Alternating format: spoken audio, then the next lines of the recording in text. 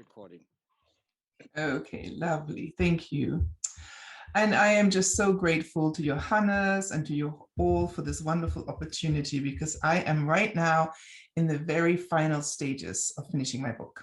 But let me begin properly. So I'm Petra Kappas, she, her. I come to you right now from Anishinaabe territory. So I'm on Potawatomi, Odawa, and Ojibwa territory in what is now called Ypsilanti, Michigan. I am originally German, so here is someone else with a German accent. And and a lot of my work is about what it means to come from a perpetrator nation. So there will be many, many themes that we're picking up that have been running through today. Yeah, so this is a link to my new book that's coming out in January. Wow. I am literally in the last minutes of copy editing this book. So this talk will be the final moment where I was able to do a little bit more on the copy editing. So it was just magical to have the time to prepare this talk and allow me to once more go over a particular passage. So many of you are writers, so you know what a gift it is to have a place where I can prepare this work. So I'm very grateful. And the book is called Ecosoma, and that's not really a word, okay? And I am also not trying to coin a word. I am not really into coinage, but I do give you here a sentence, so you have a sense. As I'm going to start my talk now, as I'm going to read what I've written. This is if this is all you hold on to, then I'm good. Okay, I'm great. So it's what I've put into the chat is with Ecosoma. Oh, thank you. But now I can't see my screen. Just a second. Oh, good. No, it's fine. You go back, go do it. I just needed to get out of the full screen. All good. Yeah, Ecosoma, pain and joy in speculative performance encounters. I hope you enjoy it when it comes out. So at the core of this book is that I use disability culture perspectives to illuminate perspectives on being together in difference. Okay, so I write as a disability culture person. I write as a disabled woman. I write as a woman who lives with chronic pain and who gets about the world in a different way. So that's my perspective. That doesn't mean that everything I write about is about disability, but I think it's really intriguing to think of us disabled people as critics, as people with our own phenomenological perspective, and to use that as a basis for a book. So let me quickly lay out the core terms. I use ecosoma rather than ecosomatics to refer to felt things that come close and create emotional response, poetic in-betweens, listening for new sounds, creating new pathways. And so here's the sentence that I also put into the chat for you. With ecosoma, I refer to creative flights of connection that combine bodily, emotional, and imaginative responses. And for me, the boundaries between ecosoma and ecosomatics are quite fluid. And I invite you now, all of you here who are listening in, who are watching me right now, I invite you to see what happens in your own witnessing practice as you offer openings to yourself. So I invite you to really think about, what am I experiencing as you hear me describe a performance, as you'll see a video in a minute. I invite you to offer yourself openings as you listen to the in-between. I offer these terms, eco and soma, not as coinage or as a territory move, but as two words in search of connection, with a space between and around them, in spin with one another. Together, these words produce layered, pearlescent illuminations fueled by breath. That's what I'm looking for. Layered, pearlescent illuminations fueled by breath. All right, so that's my little setup. Okay, hope that kind of resonates with you somewhat. So it's a poetic talk. And I'm going to take you to a particular moment, to ecosoma as performance. So you will see that my write-up is influenced by an ecosoma method, but also, since this is a performance that I choreographed, I also use ecosoma as a performance method. Memorials of life. The Olympias the performance research collective that I lead, ran the Journey to the Holocaust Memorial in Berlin many times on 3 different continents. Neil Marcus, a disabled Jewish performance artist whose family had lost members to the Nazi killers, and I, a disabled German woman, co-created the score and ran each of these sessions. We had been invited to Berlin by resident Butoh artists, and together we had visited the famous memorial to the murdered Jews of Europe, constructed by Peter Eisenman. With us stood Marcus's brother, a Jewish man who lives in Berlin. The initial idea had been to create an action at the site of the memorial, but the massive size and the depth of mourning led us away from this. We had paid our respects, sitting in our wheelchairs, silent in front of a vast field of grey concrete. We couldn't enter bodily, couldn't drive our wheelchairs into the mourning field. We explained in a slide in the video, and you'll see that in a minute, I will run the video. We acknowledged the lawsuits brought by the disabled people of Germany who sued for disability access to the memorial and lost. The somatic experience of uneven ground and narrowing passages has been designed as a metaphor. Bipedal people experience unsettled walking, a stumbling gait, and when they move through the 4 acres of the Eisenman Memorial. What does it mean to have a particular form of embodiment become an emblem for the memory of state terror? In particular, a terror machine that also killed many disabled people. Okay, so that was one of the initial questions that fueled our investigation. If we cannot actually physically access this because it's designed to create uneven, stumbling access, what does that mean for how we think about memory?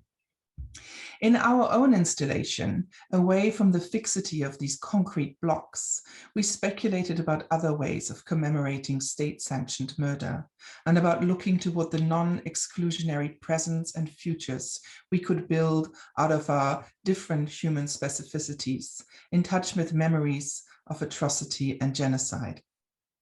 So instead of entering the concrete of the Holocaust Memorial, we created an architecture of bodies, a memorial of life, a practice of peace, a fantastical assemblage, a human braid. We ran the Journey to the Holocaust Memorial in Berlin, it's a really long title, with Holocaust survivors, with disability culture activists whose different body minds meant that we had dogs in the braid with us, with transgender activists, and with people with cognitive differences. We ran this with Australian Aboriginal activists, with people from the Butoh archive in Tokyo a few weeks after the devastation of the 2011 tsunami, with people who remembered the division of Pakistan and India while lying with us, with Jewish rabbis and disability activists, and at a queer performance festival in Sweden. Since the action is participatory, and since it is very hard to share what it is like before one does it, it was ethically impossible to assume informed consent to video or photograph. So really, no documentation exists of most of these events. The only event we recorded took place as part of a 3-day somatics, movement and writing symposium that I led at the University of Michigan, the place where I'm employed. All participants in that festival had perused a reading pack before assembling, had engaged with the ethical issues at the heart of the action in multiple ways, and had given permission to be filmed. And so some of the creative arguments in this next section relies on slowing down, on temporal shifts, on a quietness that holds space for things to emerge, on the sensorial effects of the tonal qualities of voices, one halted by spastic speech difference and one, mine, with a German accent, and on the strange rhythms of wheelchair machine clicks and breath patterns. So I'm now going to show you the video. As you watch the video, take note of how you feel. Chart whether your breathing changes and if your body posture shifts in the transition from looking at a screen to the more laid-back reception many of us associate with TV watching. Listen to the sounds of the studio, to my voice, to the bell that rings out in the video. What is the effect of all this on you? What is added? What is given up when the text fragments or when video witnesses a live event that is inaccessible to you? What distances and what connections offer themselves in different media? So I'm now going to run this. Okay, so I hope that you can stay alert to some of these questions and maybe even give some comments back. Here we go. I'm going to go to screen share, share sound, find the video, share. All right. Everybody can see this? If you give me a hand sign. Yeah, looks like it. Okay, here we go. Enjoy. We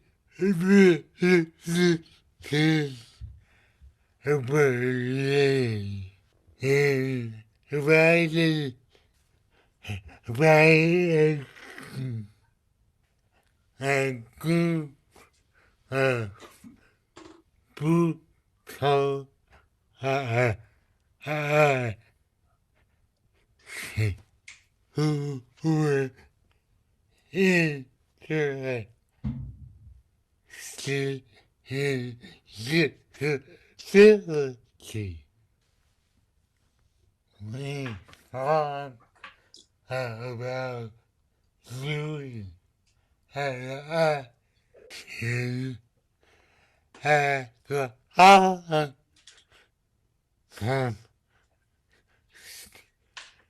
memory for the test um war and human war. I you my partner is German. This bus so hello flew give me no peace. I don't comprehend.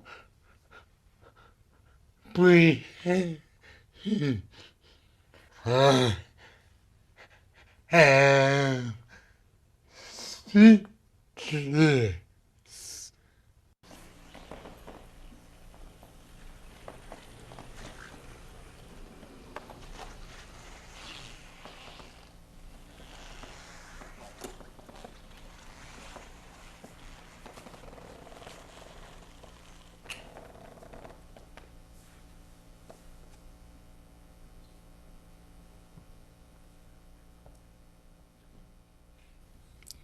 We needed to create a new sculpture, a memorial of life, an accessible place of commemoration and assembly, a practice of peace.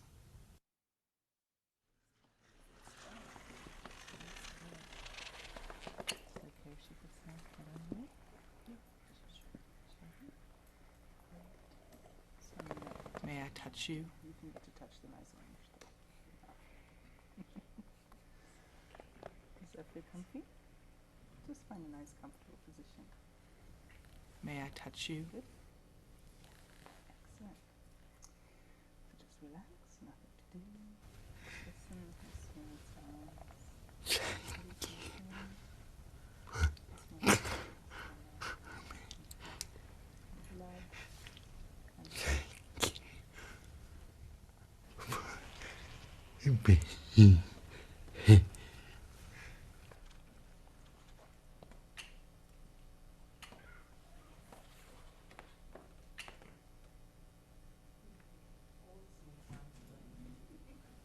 Go through the gate.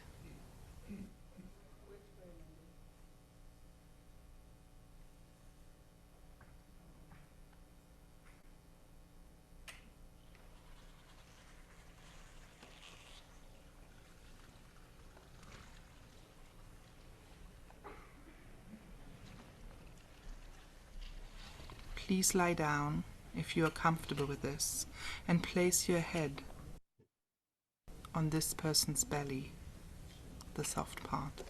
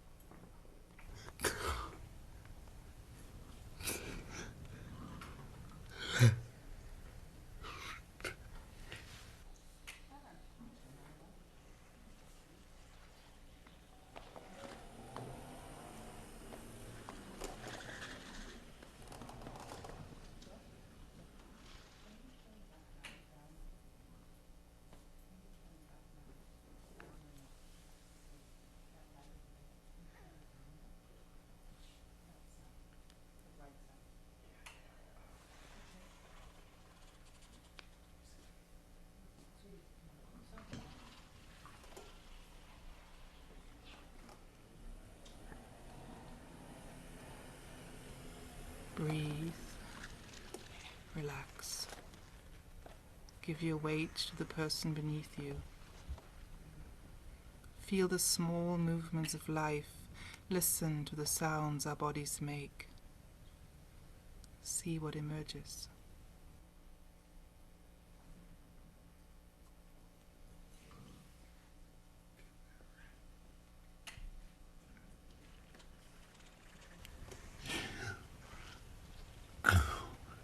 To the right.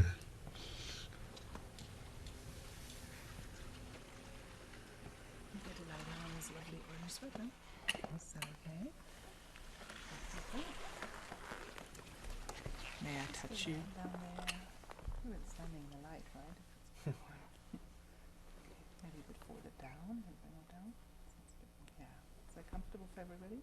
A bit more down? A little. Where it's anatomically May I touch you? Excellent. And just listen to all the small sounds that you hear. The sounds in the stomach, the gut, the blood, and the all small noises and movements of life. And see if you can listen all the way through.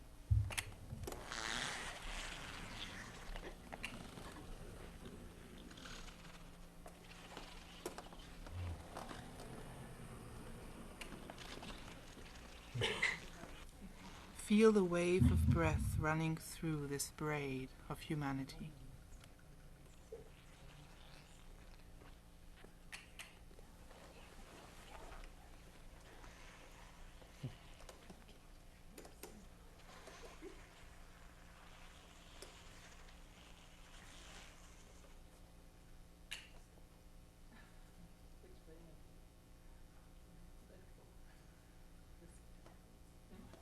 May I touch you?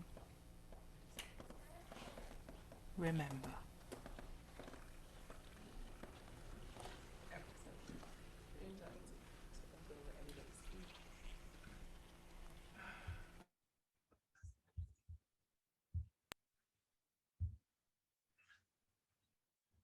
All the participants and audience, they all know the title before they come to this participatory action. Journey to the Holocaust Memorial in Berlin. A weighty and long title sets up its own contract with an audience. It was important to Neil and me to give a trigger warning through the title and then to leave a lot of space, not to fill the experience with too much particular historical content or argument. All positions, apart from the facilitator position, that's me, and the judge, Neil Marcus, are sourced in a few short minutes from attending audience members as we get going. 2 people to be the gate, clearing people before they go forward. That is the only instruction we give them, and they make their own choices about what clearing means. And 1 person to be Neil's assistant, helping him to stand if he chooses. People come up to Neil through a long line and through a gate created by 2 participants. Clearing. Some participants create pat-downs, quite physical, checking for knives or guns. Others choose more energetic healing movements, as if touching auras. Once a person is cleared, Neil invites them to go either left or right. I receive the people he releases and invite them to lie down, their head on someone's belly, a braiding action familiar from the history of participatory art. Many people use wheelchairs or regular chairs while being braided in, and we explore together how we can create touch with the next person in the braid. Belly to head is the most common, but we also had back to back with participants sitting, a hand on an elbow of someone in a power chair, a head leaning on a shoulder, whatever works, in comfort and in contact.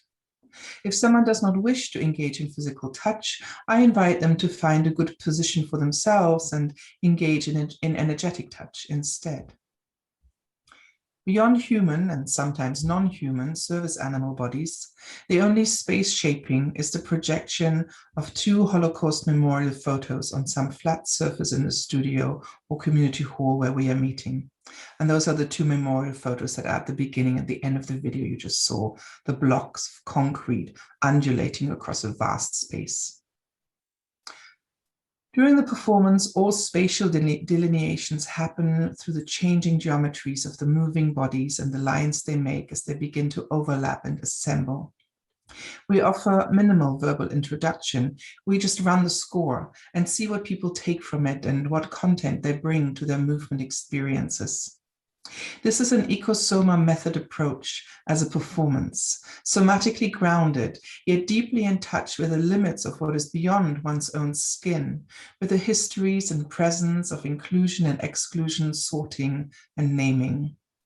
The horizon vibrates, and everybody's experience seems to spread, entering into pasts, presents, and futures.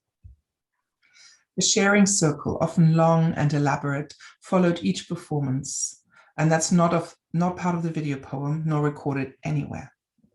In the sharing circle, people spoke, danced, or sang about what memories came up, what emerged from ages and experiences of empire, colonialism, eugenics and division, atrocity and healing, the joy of being touched, and the pleasure of breath. Participants shared personal memories, cultural memories, somatic experiences, dreams, trance images, and intellectual engagements. Some participants saw ghosts. Some saw stacks of dead Jewish people in the concentration camp. Some fell asleep, lulled by the rhythm of communal breath. Some wondered about issues of permission and obedience, saw the tension between the simple structure and the care of the judge's gaze and my voice. I have decided not to write down the stories that have been told in the sharing circle. You, watching this video poem, in the flow of what you're hearing here, will have your own response and enough imagination to trace echoes of the lyrical and expressive material people shared afterward. And I want to just give you a little time, just 3 minutes, to write down some of your own response. So you've heard now, you saw it, and then I audio described what happened as well, or rather I gave you the score, I told you the score. So as part of the talk, I want to give you 3 minutes to write down by yourself some of the things that came up for you. And I will later at the end of the talk ask you to bring some of these into the chat function. So right now, I'm just going to set the timer and I invite you to write for 3 minutes.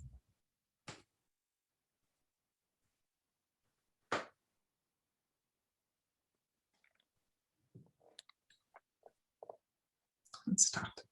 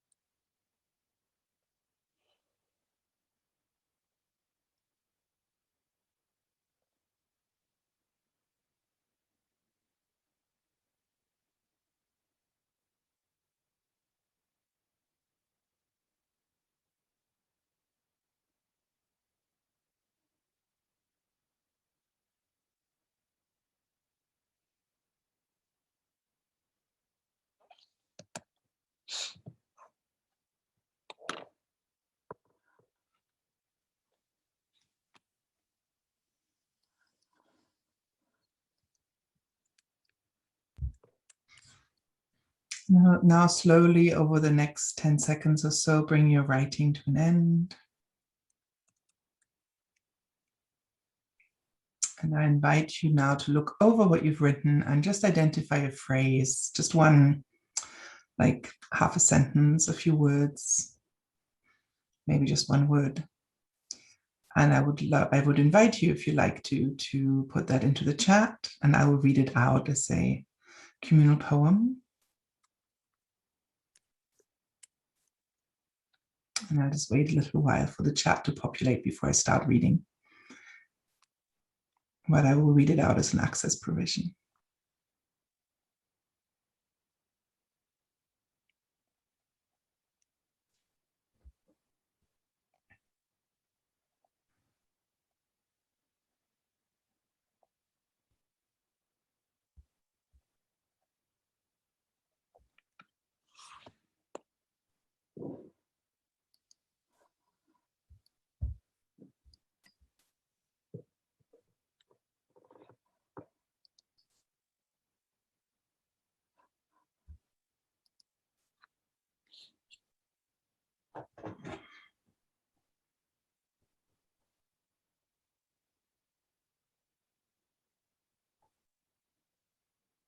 I'm going to start reading out what has appeared.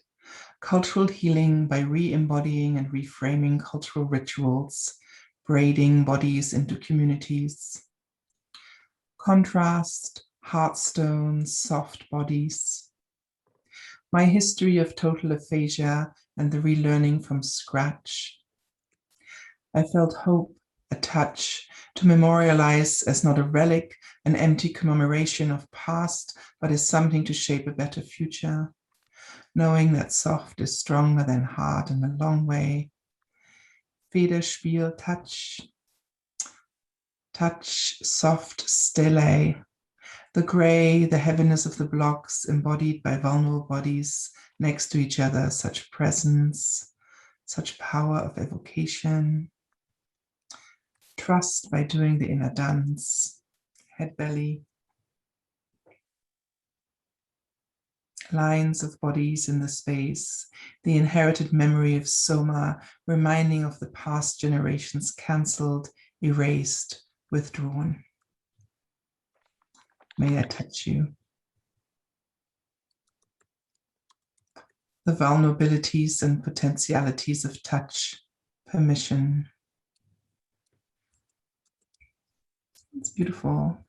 It's great to read this to a bunch of people who do both move and think and be intellectual, be emotional all together. Broken voice drawn slowly to speech, resting on the ground. Lovely. Well, let me continue on. There are multiple ways in which one can express the energies that occur in somatic events like these. I will discuss 4 of them, or rather in the book I discuss 4 of them, but I'm just going to focus on 3 here, as each offers different perspectives on the journey to the Holocaust Memorial in Berlin. I'm going to talk about Foucauldian biopolitics, necropolitics via Mbembe, Deleuze-Guattarian machines, and I don't quite have time to talk about Haraway staying with the trouble. It's come up quite a bunch of times already in our day-to-day. At moments in these readings, I will offer ecosoma method interventions, ways of slipping between intellectual engagement, sensation, sight, and poetic fantasies. Biopower is, according to Foucault, a development on from sovereignty, from kings decreeing death on individuals. In biopower realms, humans have a technology of power over the population, over men, insofar as they are living beings. It is continuous, it is scientific, and it is the power to make live. It is the power of regulation. This regulating power is the power of modernity, of rationally, scientifically creating categories like race or disability. This is the science of eugenicists and Nazis, setting up categories of living beings and engaging in racism as a way of eliminating certain parts of society and of controlling populations. In our performance action, this sorting was something many participants commented on, the chilling effect of being judged, of being sorted into two sides, without a clear sense of what the judgment entails. Being adjudicated in weight, quantified, made fungible, interchangeable, not seen. This is the deep lodged fear that grabs many racialized and or medicalized people. There's great risk in enacting this in a social somatic, and Neil Marcus and I are aware of the emotional labor we demand of our participants. My soothing patter throughout is offered as a way to help people through the experience and to make sure that they're not stranded or alone in their enactment, activated by the judging action and the images of the Holocaust memorial looming over it. At the same time, I experience my soothing patter and its kind invitation and Neil's charming smile and gentle touch with his spastic hand as quite a challenge. People accept our invitation. In some of our final sharing circles, I brought up that people had been willing to be put into lines and willing to be judged and then laid down into the braid. In response, I encountered energies of disgust and revulsion at that point, the discharge at the moment when one sees oneself duped, not quite in control, having been led down a devious path. I stopped making this comment as it undermined the contract of care we set up, unspoken, in the performance experiment, but I bet the vibration of what did I lend myself to was still felt by many participants. Foucauldian biopower is a system, and we feed the system through participation. I want to make sure that I don't want to let this part of the performance discussion rest in this moment of painful reminder of somatic coercion, but I do find it important to take you as my listener to this point. I hope you can stay with me as I explore with you other facets of what people have brought to the performance, the many ways in which audiences have articulated the potential of this performance as a somatic sculpture, as a way of finding ecosoma moments of poetic connection, as fantastical openings into embodied connection. Foucault developed his work on biopower through the example of scientific racism and the emerging need for political entities to find ways to control societies in industrialization modes and within population explosions. Individual executions, the sovereign right to kill, were no longer an effective means of ensuring sovereignty and power balances, so larger scale differentiations came into play and racism became a state function. Akhil Mbembe takes up Foucauldian biopower discussions of racism and moves the discussion from Nazi death camps as ultimate expressions of this form of population control to colonial occupation. He writes that, quote, colonial occupation itself was a matter of seizing, delimiting, and asserting control over a physical geographical area, of writing on the ground a new set of social and spatial relations.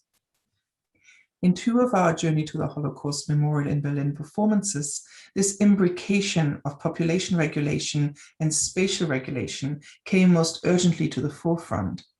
When we enacted the score at the Australian National University in Canberra, the capital of Australia, and when we had Indian and Pakistani people in the circle talking about the arbitrary colonial division of their homeland and the effects of the border on their families.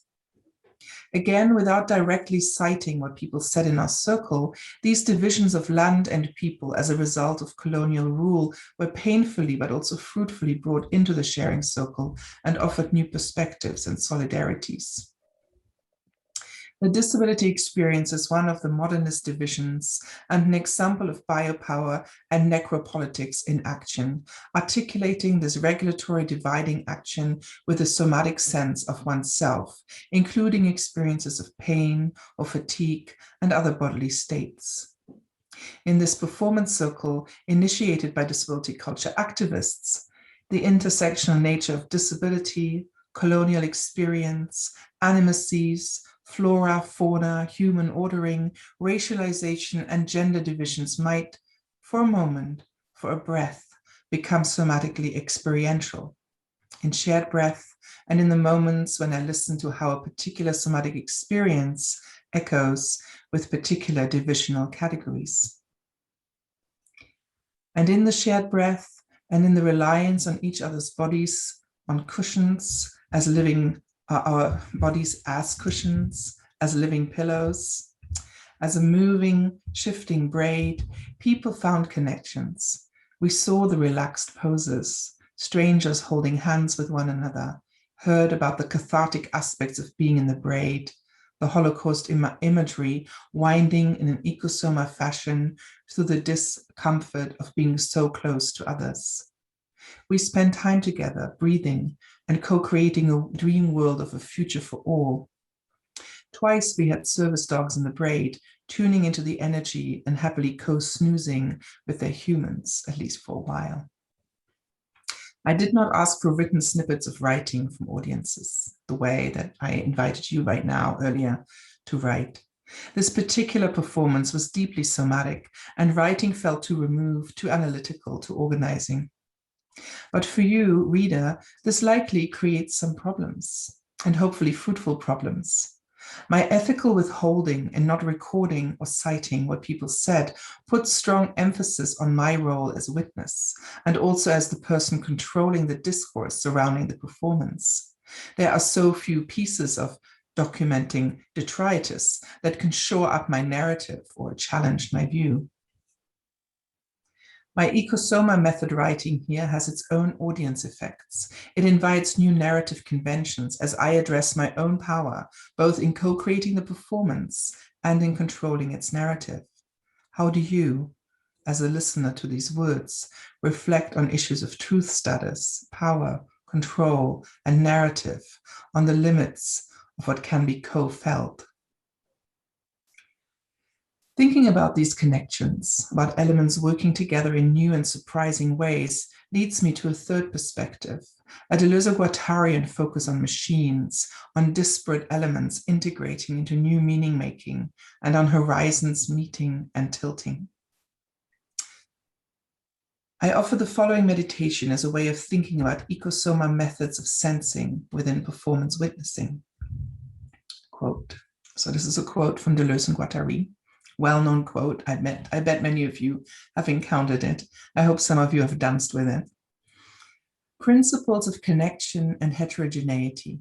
Any point of a rhythm can be connected to anything other and must be. This is very different from the tree or root, which plots a point, fixes an order. Not every trait in a rhizome or rhythm is necessarily linked to a linguistic feature. Semiotic chains of every nature are connected to very diverse modes of coding, biological, political, economic, etc., that brings into play not only different regimes of science, but also states of things of different status. Not every trait in a rhythm is necessarily linked to a linguistic feature. Much happens. Any point of a rhythm can be connected to anything other and must be. This is Deleuze-Guattarian writing, writing from a poetic world, a lingo. I often find it useful to remind people that it is okay to not fully grasp the meanings of Deleuze-Guattarian writing, but to see what becomes activated in themselves as they read. What words grab you? What images emerge as you hear about the tree, the root, the lines drawn?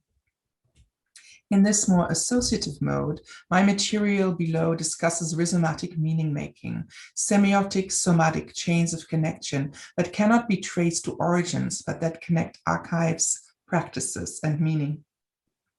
Machines are nexuses where things grind against one another, their connections becoming haptic, tactile, audible, visible, and sensate. To me, disability is one of these machine principles, as is race and gender, categories born in modernist divisionary practices, deeply interrelated, but not reducible to one another, with effects that vibrate outward and create new meanings and life patterns.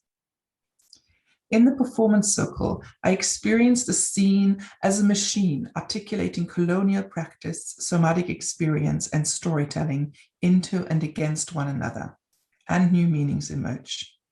I had not thought about Pakistan and India when Neil and I designed the score, but the connections became obvious in the machine of the circle, as people narrated the particular eco that surrounded their soma, the histories and divisions that have marked their lives and that they visited and held time for while lying in co-humanity.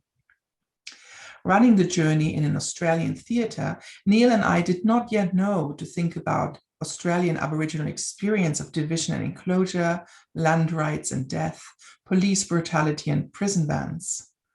Once we heard the stories, the machine knitted a new whole between disability and indigeneity, a whole for a moment and a whole in the meaning making that tries to separate us into identities. In another performance, Bhutto archivists from Tokyo spoke about the tsunami dead floating on the waves and how lying on one another, breathing, ghosted their somatic experience. Memorial, earth time, ocean time, and human time coalesced to become a machine. They witnessed themselves as connected, and water, fish, and organic material in the process became part of the breath wave. Different horizons, as people have their own experience from different life realities, from different enmeshments, horizons that can touch.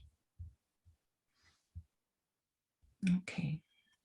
So now in the book, I continue on to talk about a particular journey to the Holocaust Memorial that was at the Molucks Historisch Museum, which is the Moluccan Spice Island Museum in Utrecht. So it's a very interesting site because it's not white framed. You know, it's not a site that is held by a white imagination. It's one that is deeply embedded in colonial imagination. And I talk about the clove and the pain-killing properties of the clove as something that became part of the Holocaust Memorial performance in that site. And I use a Harawaiian way of talking about that.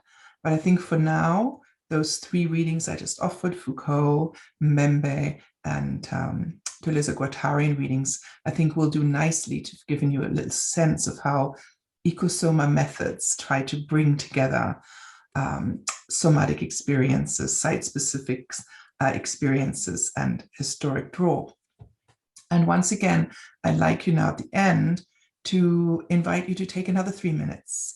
So we started and we went into that, the sensation of the journey. And now I'd love you to write again about hearing about the divisional, modernist, colonial histories in relation to the journey or any other thoughts that came up. So I just want to give you 3 minutes to write again. So, right, let's take 3 minutes. It's also a nice way to get us all into articulation rather than having the whole pressure of having to speak on the screen. 3 minutes. Here we go.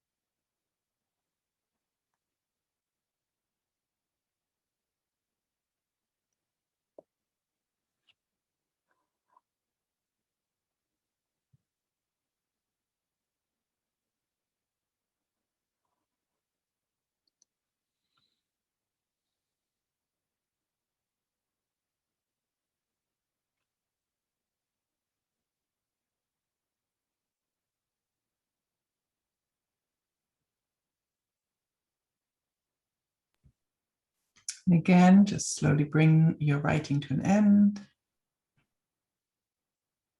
And then just put a little witnessing statement, and it can just be a word or a phrase, whatever feels good. Put it into the chat. I already see 2 there. Thomas has a lot of words. That's good too.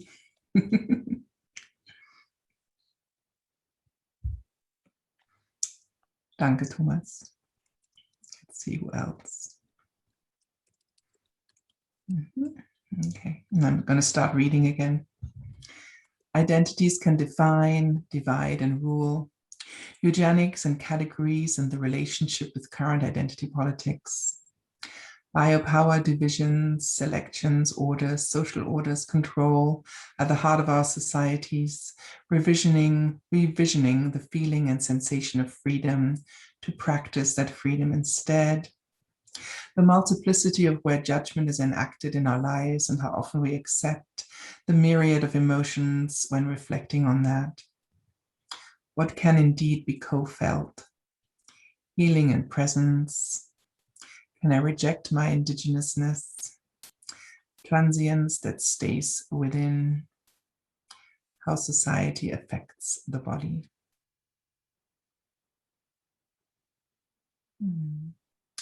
Common feelings are beyond words.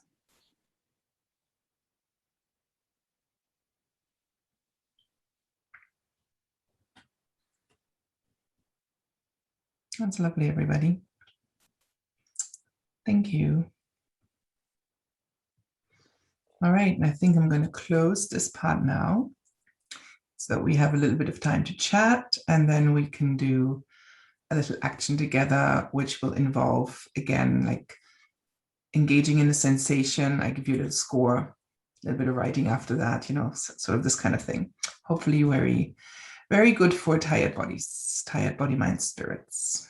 Okay, and with that, I close it. Thank you so much for listening.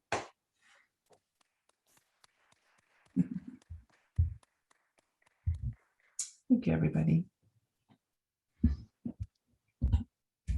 And Johannes, I don't know if I should just go straight into the workshop or whether I should have a little bit of Q&A. I really feel that these little snippets here are doing a wonderful job of sharing some of what people are experiencing.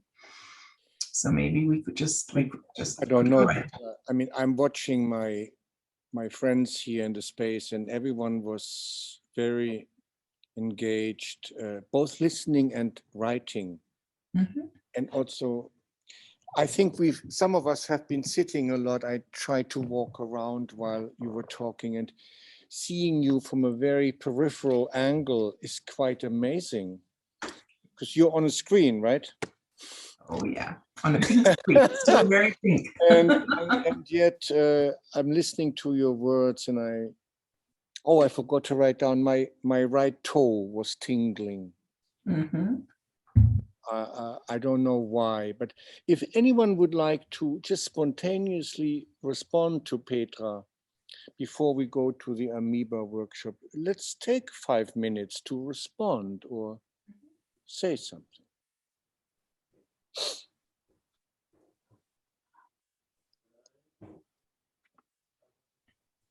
Ram is coming.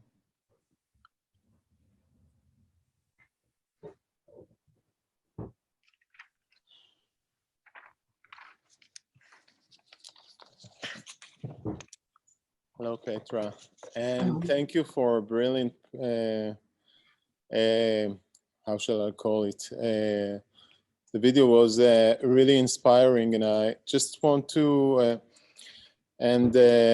brings a lot of ideas and things to think about. So thank you very much for this. I just want to share my feeling after seeing the video and the performance, because I've been in 2000, I think, and 13, I visited for the first time in Germany, because I was invited to do a drawing performance there. And as an Israeli, it was a big decision and a thing for me to decide what I'm doing and so on. But the thing is that I visited the memorial there, and I was really very, very confused with my feelings about it, and with wandering around there. And of course, I remember the words that Boltanski once says about memorials. He says in a video once that for him, memorials should be something that is daily, you have to daily do maintenance, like daily maintenance it, so people will not forget and will have to work to remember. And when I was in this large environment, I was really very confused with my feeling about it, also physically and smell and so on. And after seeing your video, it's like I'm feeling like I want to thank you because you made it possible for me to understand a few things about what was so confusing for me out there. And I think you did it with quite a lot of components, but the ones that were stuck in my head and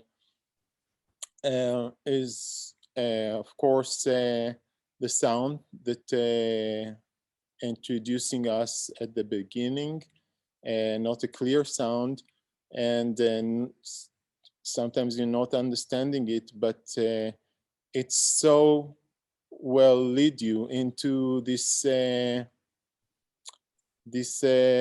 feeling when you are there also, like, or when you are experiencing something that is not, that you not quite understand what you're feeling.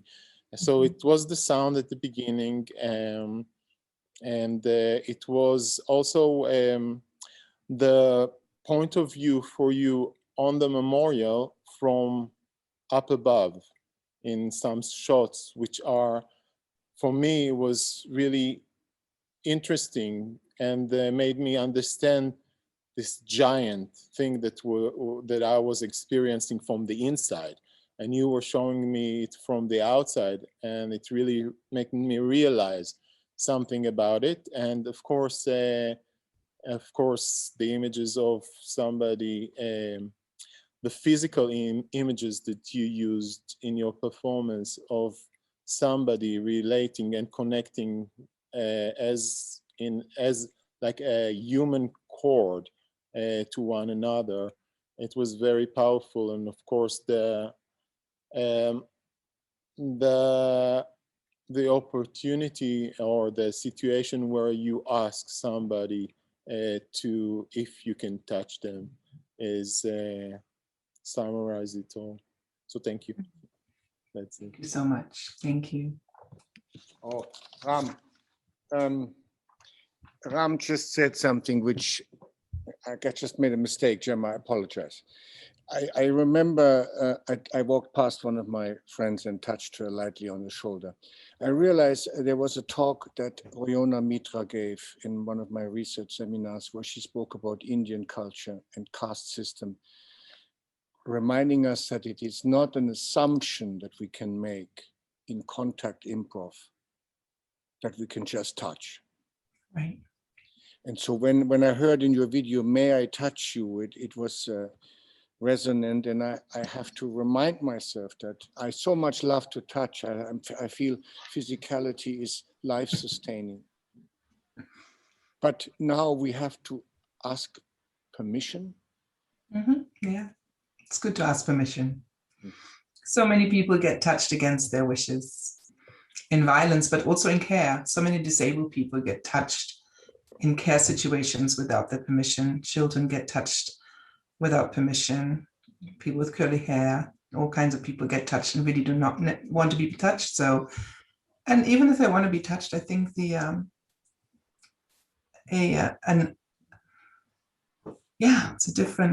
a different moment. It's a good moment. It feels good to ask, may I touch you, and get a yes. And of course, in contact, we can do that non-verbally, right? I mean, hopefully we all have learned in contact improvisation how to ask with and wait for the answer without verbalizing, right? It is totally doable to just be and wait for the answer and then touch, right? So it's good. It's a good moment. But thank you, Johannes. I think it's a beautiful observation and something about the changes in our cultures as well. Vera's hand is raised, and Ivona, Ivona, are you talking about violence? Yes, I'm talking about violence. Yes. Yeah. Because it's so. Yeah. Thank you. I'm very moved with your performance, and also this somatic response to the I would just name it unbelievable cruelty of humankind.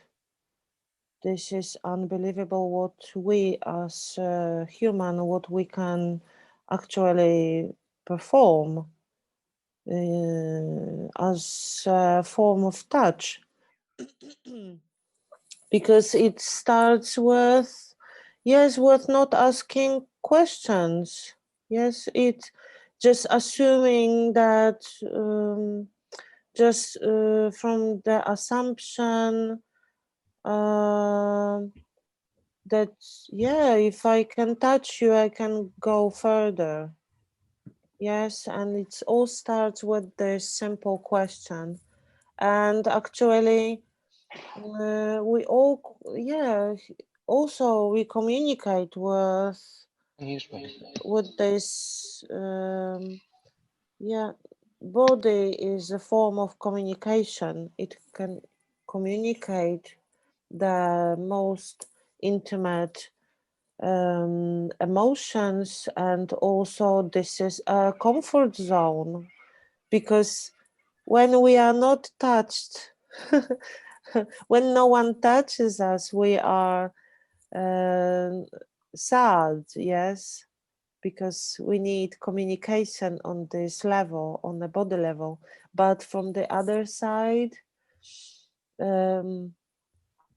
yes, it's so easy to abuse. And I think that this is just then like a,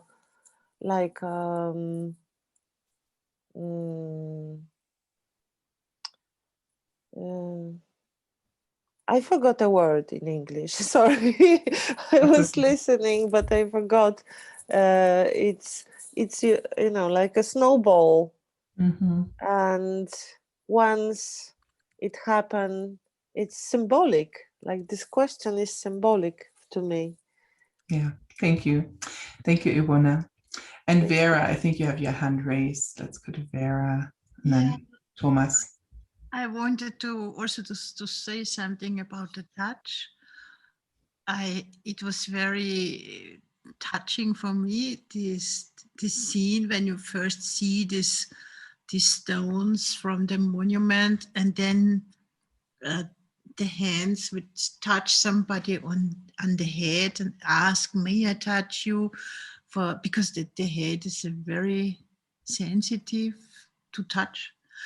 And I think we need touch so much, and touch has such also this other component, like this Me Too and violence, but I am in fear that we forbid all the touch because we do not know how to deal with touch, and then we get very poor when we don't have it, because I think everybody needs it so much.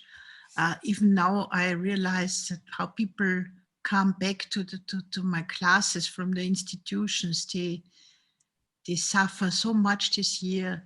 And when we talk to school kids about touch, we speak about this, and we say, try to feel if you would like to have this touch, and you know, you don't have to have exactly that, but you know if this touch is good for you and if you like it or not, and really say, yes, I like if you touch me on my arm, but not if you touch me on my arm. It's very, it had so much facets. And I am so afraid that we lose our openness to touch when we do not make it safe and do not ask, like Ivona said, because we also can ask in the contact, like in the contact you ask with the body, but you ask. And sometimes you come to jams and people don't ask, they just jump on you. Oh, a weak person in a wheelchair, how funny, what can I do with her? And it's horrible. I'm too old for that. I can't do that anymore. I don't want to do it. No. It's so unsafe. Don't do it. It's always good to say no, but it's right. It's good to say not no forever and to everybody. Right. Yeah.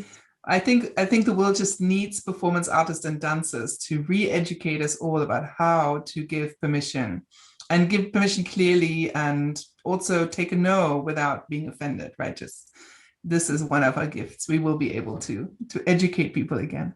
That's what we do, right? Thank you so much, Vera. Is that you bring the people together in the performance, and everybody has his or her stories, but you bring them together without many words. So everybody has, because the feelings are sometimes, they are the same kind of, the deep inner feelings, but the stories are different. And I think when they would, if they would start to talk before the performance, maybe it would be much more different. It's all into your head, right? All suddenly we're all intellectualizing. Yeah, I think so. Very wise from you to do it like this. Thank you. Dankeschön, Vera. Yeah, whoops. I need to go to the, need to go to the other machine. Thomas may have to come. Thomas is next, and then maybe what we could do, Peter, is to conclude the workshop with your workshop. So after Thomas, we do amoeba.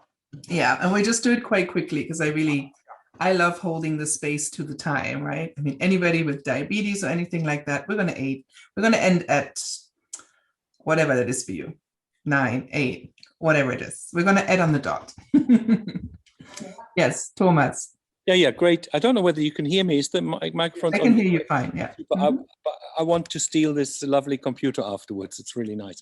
Yes, of course, wonderfully touching, and it resonates so much with kind of issues I've been concerned with as a somatic practitioner, but also as a kind of performance artist and person who's worked with participatory art, and the topic of kind of Holocaust commemoration, and you know, what are we up against, or where are we coming from, in enormously difficult culture of violence and oppression and destruction and disembodiment, and then what sort of models of practice do we as artists, what sort of models of social interaction are we, and world making are we creating now as artists, you know?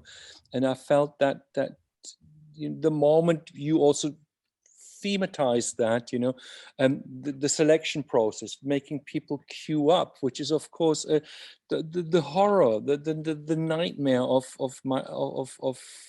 anyone remotely related to the Holocaust, the queuing up in front of the gas chambers, to be the selection process, and to use this kind of ritual, and then to de-violate that, to actually go in. This is what I also felt in my own practice, that I having to embody a Nazi and having to embody Nazi rituals as part of my own practice. But then how do you transfer, how do you move beyond that? What do you do with this? And particularly this, what you talked, I mean, the discussion we just had about the consent, yeah, and that you are making consent part of your artistic toolkit. I think that is really, really important. I think that I thought that was really, really lovely and clear to me, you know, that you talked about social sculpture, and consent is part of a social contract and is part of a social sculpture, and you made that simply part of your palette, and that's what you're working with. In a very clumsy way, this is what I've been trying to do with some of those participatory projects as well, where I thought, you know, we've got to stop having artistic processes in these projects only, these kind of nicely framed and choreographed, and you know, there has to be something communal and socially bonding, and how do we create these kind of socially bonding social processes? I've been involved in quite a few projects where we used eating and drinking, and then letting people write and just chatting afterwards, eating and drinking together as a kind of strategy. And I thought you had really beautiful things. I like that very much with the consent. Is that purposefully choreographed also in this for you into the work? Yes. yes. Consent is central to much of this work, given how often disabled people in particular are put into non-consenting positions, you know, particularly, well, some of us with mobility differences, like how many people has some person tried to push my wheelchair from the back, but also people with mental health differences. I've written a lot about making work with people who have depot medication, whose bodies are invaded by meds that they cannot control, that leach into their bloodstream. So yeah, so that consent is central to much, and eating out together afterwards is also really central. So I'm just so sad I couldn't go out eating with you all, because of course that seems to me so important, to have the moment where we go out and eat, even if we have to get separate portions or whatever it is that you kind of all got there right now. You know, that just seems, it just seems to the purpose of this kind of exercise. We're not just talking heads chatting about stuff, right? We also are human beings who need nourishment, and who take nourishment from each other, from our breaths, and who love to eat together and break bread. So I'm sorry that that's not happening right now, at least for those of us from the distance. And I'm glad that some of you were able to do it in community. We're very nourished by you. Oh, thank you. Well, I look forward to doing it again for real with one another. 3D. Let's hope we all get to see each other 3D before too long. All right, shall we go into an amoeba dance, like a tiny one? A quarter of an hour taster of an amoeba. And Petra, I am looking forward to your application of deep listening. Yes, that's what this is, exactly. So here we go. So this is a slightly different format, because I assume that by the end of this day, you'll probably be all kind of done in. Let's do this very juicy little thing. Okay, so I'm just starting with this. This slide was already queued up. Perfect to go with Johannes' comment. So this is my lineage. When I do run a show these days, I do ground my lineage. I ground obviously the indigenous territory that I'm on, but I'm also in other ways try to name the lineage. So for amoeba dances, which is a form I've been engaging in for quite a few years now, the lineage is Emily Conrad Daoud's continuum movement. I don't actually, it's been I lived in Wales for 10 years, so I kind of have a lot of somatic contacts in the UK, but not so much these days. So I don't know how well known that is in the UK. Anyway, it's a delicious practice, and you're going to hear a little bit from it. The West Coast Contact Improvisation Festival, and Pauline Oliveros, a lesbian music pioneer who shaped the Deep Listening Institute. And here's a picture of Pauline and me. So I just love that there's a picture of us together. She came to do a show at Goddard College at Port Townsend, Washington State, where we have this giant reverberating water chamber that's under the earth. And so she ran a workshop inside the reverberating chamber, and I ran a workshop on top for those people who couldn't go down there, can't go down narrow ladders. So we were lying on top of the earth and just vibrating the earth and responding to Pauline's work beneath. Anyway, so this is our wonderful elder, Pauline. I honor her very much. And here's what we're going to do. So under the theme of crip adaptability. I always like citing my disabled lineage. Martin Ramirez was a Mexican man who was for 30 years institutionalized in California in asylums. So I came across him in the context of asylum work. I've known about him now for many, many years, and I just love his visual art. He's a self-taught artist, which actually really means that he was an incarcerated man who had very little access to materials. So when you look, there's a picture here that I'm going to audio describe for you. And normally I would ask you all to audio describe with me, but we're going to move along a bit. So these waves, tunnels, there's all kinds of wave forms that seem to create a three-dimensionality. So you have curving lines that look as if there might be tunnels or valleys and hills. And in the middle of the screen, there is something that looks like a train and a carriage. Although if you look closely, you see that the perspectives are odd. And there's a tunnel that the train goes into that has a sort of red-black sensation to it. And if you look closely at the image, you can see folding lines because Martin Ramirez had to draw on whatever was available to him, which often were the liners of drawers. So you see those and bread, like the kind of bags breads came in. That's the kind of material that he worked on. And you can see the traces of that when you look at his work now. He's a very well-known, what's called an outsider artist, which means, of course, usually an artist who was in or is in a psychiatric institution or another kind of institution. So I'm going to use this as inspiration. I'd like you to look at this. Here's another image of his. Again, these wavy lines that create landscapes on a flat piece of paper. Lines that create hills, tunnels, that shape something into three-dimensionality. All right, that's the kind of image I love you to just internalize a little bit, check it out. And now I invite you to make a little nest for yourself. Okay, we're just going to do a taster. A little nest. Make yourself comfortable. You don't have to look at the screen. Actually, don't look at the screen. Just go away from the screen. Forget the screen. As long as you can hear my voice, you're good. I also ask you to unmute yourself if you don't have other kinds of noise stuff in your environment. If you have lots and lots of noise stuff, if my dogs start barking, I'm going to mute myself. But otherwise, please unmute yourself so we can hear each other. Thank you. Whatever feels good. We're going to get feedback. Okay, unless you get feedback, then don't unmute yourself.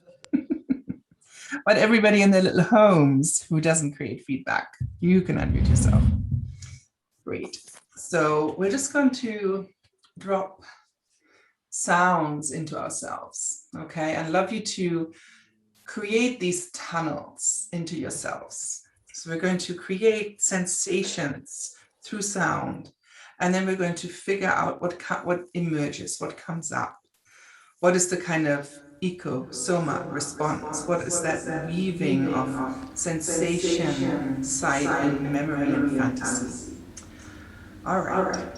So we're going to start the sound. We're going to do, for the first one, we're going to do humming. You know, very, very easily penetrating sound. You know, just you can run that through all kinds of tissues in your body. And I'd love you to just drop that into yourself, and then after having hummed for a bit, be quiet for a bit, and just feel the echoes. And if you have reverberations, please unmute yourself. Please mute yourself again. Thank you so much.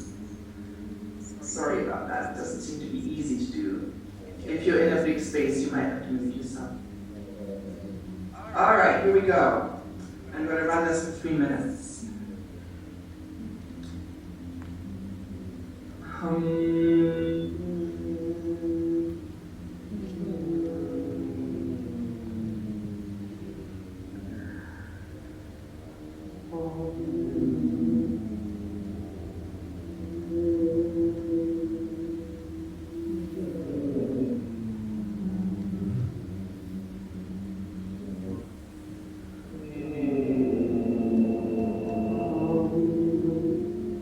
Lovely thing, guys. Yeah. and see where you want to send those hums. I use this as a painkiller device for myself. I fluff up tissues that are painful.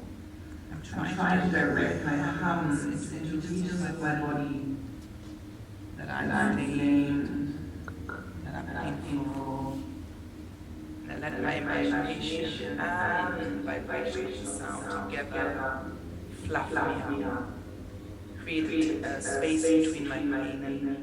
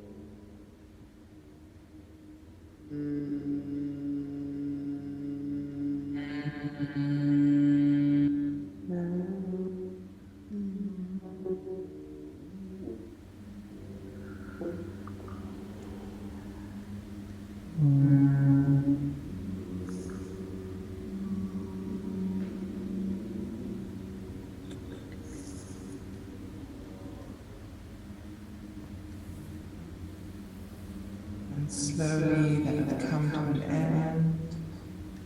And just stay exactly where you are. Still don't have to look at the screen. And we're going to use the second sound. We're going to repeat this. The second sound is going to be a dropped O. So first of all, just make an O outward. So like O, like send it out. O, exactly. Round lips and send an O out. And now you're going to drop that O inside yourself. So you're going to make an O and then drop it in. O. And then remember Martin Ramirez's tunnel. So you create that tunnel inside yourself. O. Yeah, and just really see how far you can let that tunnel drop into yourself. O.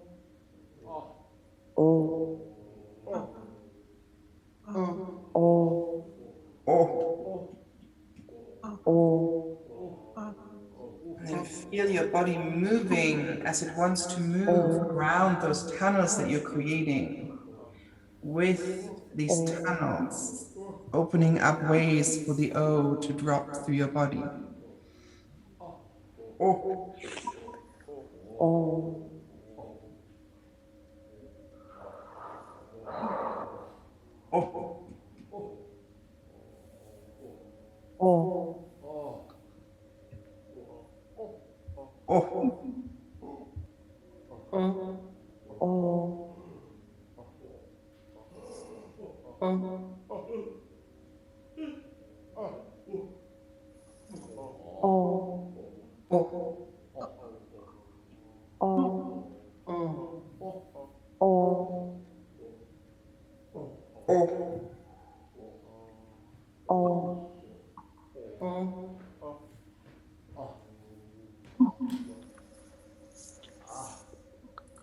And I told you how I use this as a painkiller.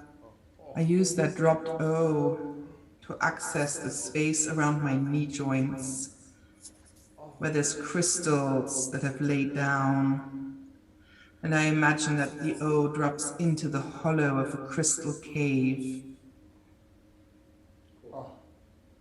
And when I'm in a lot of pain, that image, that sensation, that O in the geode of my knee gives me a lot of space. Gives me a new place to move from. So think about what comes up for you as your O tunnels into your body. What memories or sensations or images come up?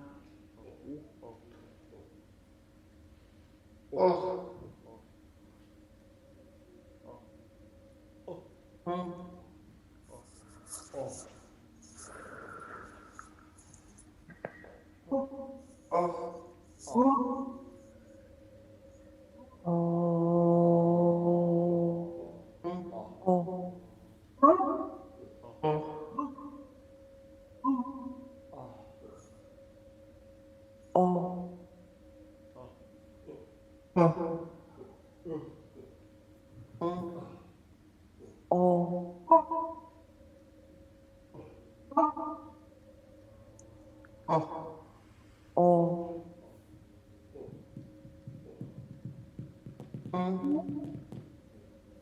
And then slowly bring that to a close.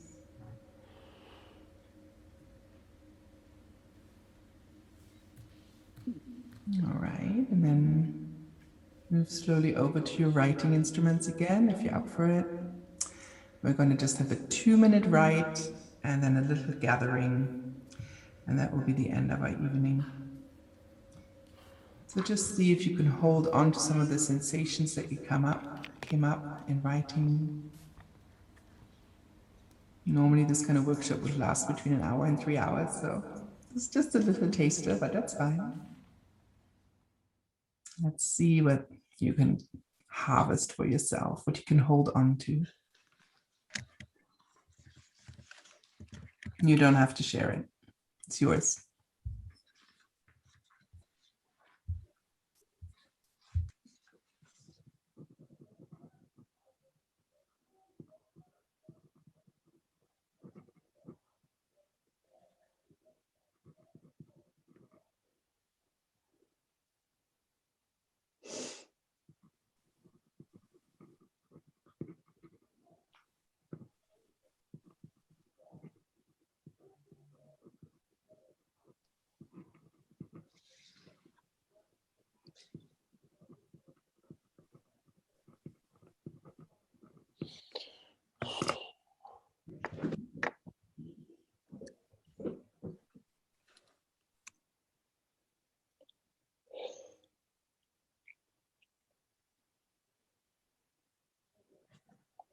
And then slowly bring that to an end. Just a little moment of reflection, just a little gathering.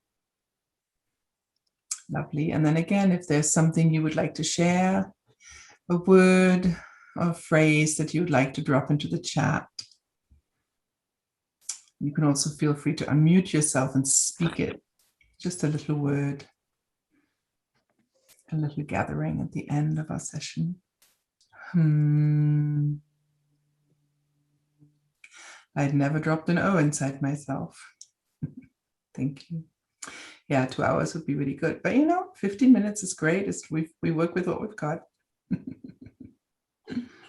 It was difficult for me to put the O in myself. Absolutely. I had problems with this. The humming was great because I have a lot of pain today, and I was humming where the pain rests, and I had the feeling that I comfort myself with this. But the O, I'm sorry. Right, you just go. That's why there's always a number of sounds, right? So you can respond to something different. And that's lovely. Thank you. And that's a self-touch, right? We also need to learn to self-touch. We just talked about the importance of touch in our lives, and few people have skills to differentiate touch within themselves. And I discovered I'm a tonal. And that's okay too. And there's nothing much wrong with that. It just means that you have a different melody in your head. All good. I do have, excuse me, what? You have different vibrations in your head, which is fine, right? I mean, why not have atonal? Would be really good in 1920. You would have been right there. Okay. But have you done such a practice online already? Oh yeah. We've been, so my wife, whom you met earlier this morning, right? So she and I ran Turtle Disco. I'm gonna put that in here. Earlier, I put the link to the Holocaust Memorial in, so you can also look at that by yourself. But Turtle Disco, you can Google it quite easily. She and I, her name is Stephanie Haidt, we're running it together. And we had this, for the last 3 years, I had this inquiry on ecosomatics. And that was, kind of all went online, of course, because we had this huge symposium planned. It was going to be on beautiful land. We all know that. It all happened to all of us, right? These wonderful, engaged, participatory, experiential things, and lots of money raised, lots of people brought in. And then, of course, the whole thing tanked given COVID. So we made it all online. So yes, I had a lot of amoebas online. I didn't know it was going to work. I didn't necessarily think it would work, but it worked really well. So yes, we do an amoeba as part of our Turtle Disco, which is our little local studio. So the Olympias is the big international part of what I do when I travel around. And Turtle Disco initially was just this, our little living room here in Ypsilanti, Michigan, where we just met, mainly disabled, mainly queer people, just doing stuff together. And then during the pandemic, of course, Turtle Disco suddenly went a bit bigger and had a lot more people from all over the place, including people from Scotland and Spain on the one hand, and from Colombia and New Zealand the other hand. So the issue was always to find a good time zone that worked for everybody. Yeah, sound on Zoom works pretty well. We used it a lot to connect, exactly. We use what we can. Like, we are performance artists, and we will find a way to figure it out. I'd love to join. Yeah, just Google, that'd be great. We would love to have you. My email is here. And Stephanie usually does the administration, but you can also email me and I forward it to her. And they're really small meetings, you know, again, mainly disability and queer-led. Yay. All right, and that's it for me. Thank you so much. We have just passed the hour of 9 p.m. in England. It probably is now afternoon, Petra, in your country. I'm going to be kicked out of the building, so let me then wrap up and express a deep, deep gratitude to you all, to everyone who experimented with us and our guests and participants, both physical and virtual. And as you said, Petra, I would have now liked to go out with you all for drinks, something to eat next time, yeah? Thank you everyone for this intensive experience. I'm very grateful. Oh, Danke, Johannes. Dankeschön, Johannes. Oh, it's a pleasure. And so all the best to you all in your creative lives and for your health. Yeah, I wish you the best.